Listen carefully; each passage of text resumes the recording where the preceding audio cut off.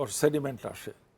এখন নদী খনন ইত্যাদির পিছনে অনেক টাকা খরচ হচ্ছে, কিন্তু আমরা যদি সত্যিকারে মনিটর করে পানি ধরে রাখার স্পেসটা বাড়াই, যেমন দক্ষিণ বাংলাতে, দক্ষিণ পশ্চিম বাংলাতে খাবার পানির তীব্র সংকট এই মুহূর্তে, কিন্তু আমরা ইচ্ছা করলে প্রত্যেকটা বেড়ি বাঁধের মধ্যে, পোল্ডারের মধ্যে যে বিলগুলো আছে, যেটা কাগজে কলমে খাস জমি, সেগুলো যদি উদ্ধার করতে পারি এবং সেগুলো যদি গভীর করে রাখি, বৃষ্টির পানি ধরা পড়বে, ভূগর্ভস্থ পানি, এখন কিন্তু ওখানে লবণাক্ত, ভূগর্ভস্থ পানিটা ফ্রেশ ওয়াটার সাপ্লাই, কাজে অনেক কিছু করার আছে। ধন্যবাদ।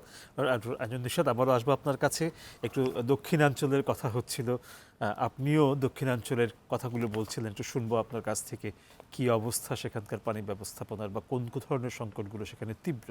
আমি একটা মানে আমি হয়তো স্যার এরপরেও এই বিষয়ে বলবেন, আমি একটা প্রশ্ন করতে চাই। আপনি যে আগে প্রশ্নটা করেছেন ভূগর্ভস্থ পানির কথা, আমাদের ঢাকা সিটির কথা এবং চট্টগ্রাম শহর, আমরা খুবই মানে সৌভাগ্যবান ছিলাম যে এই শহরগুলো গড়ে উঠেছিল, খুলনা শহর, বরিশাল শহর, এগুলো তো ঐতিহাসিকভাবে যেখানে নেভিগেশন ছিল সেখানেই তো এই শহরগুলো গড়ে উঠেছে।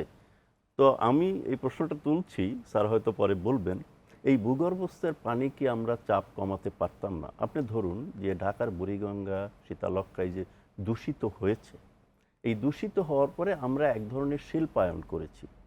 আমি স্পেসিফিকভাবে বলি যে আমরা লেদার ইন্ডাস্ট্রি করেছি। এটা একটা বড় দূষিত হওয়ার কারণ। কেন লেদার ইন্ডাস্ট্রি করার ফলে আমাদের অন্য অনেক কিছুই হয়েছে, বর্জ্য ব্যবস্থাপনা ঠিক ছিল না, বর্জ্য পড়েছে, সবই হয়েছে, কিন্তু এই লেদার ইন্ডাস্ট্রি দিয়ে আমরা কিন্তু বৈদেশিক মুদ্রা আয়ও করেছি।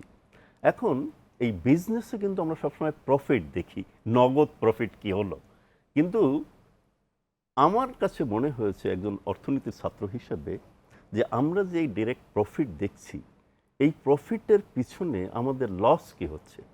আমাদের কিন্তু বুড়িগঙ্গা নষ্ট হচ্ছে এবং আশেপাশের নদীগুলি দূষিত হচ্ছে। যদি দূষিত না হতো তাহলে কি আমরা ভূগর্ভস্থ পানির উপরে এতখানি নির্ভরশীল হতাম? আমরা কিন্তু ওই পানির ব্যবহার করতে পারছি না, এবং বুড়িগঙ্গা নিচের থেকে উপরে উঠতেছে, মানে ভিতরে পলিথিন জমা হচ্ছে, বর্জ্য জমা হচ্ছে, এটার যে স্বাভাবিক নাব্যতা এটা কিন্তু নেই। ওটার যে নদীতে যে অক্সিজেন সেটাও কিন্তু নেই পানিতে। তাই কারণ ওখানে যে এই যে মাছের কথা আসলো, মাছের অক্সিজেন না থাকলে তো মাছের তো হবে। এবং যে আমাদের যে এখন যে নদীমাতৃক দেশ হিসাবে বলি যে লঞ্চ, আমাদের বরিশাল অঞ্চলে, দক্ষিণাঞ্চলে, এইটার ব্যবহারও কিন্তু আমরা এখনও ডিজেল দিয়ে চালাচ্ছি। আমরা ওখানে এটা কনভার্ট করা সম্ভব, এখন আলাপ করছে অনেকে যে এটা কনভার্সন যদি আমরা করি তাহলে পানির দূষিত খরচও কমে যায়, এবং ওই নদীতেই বর্জ্য আছে।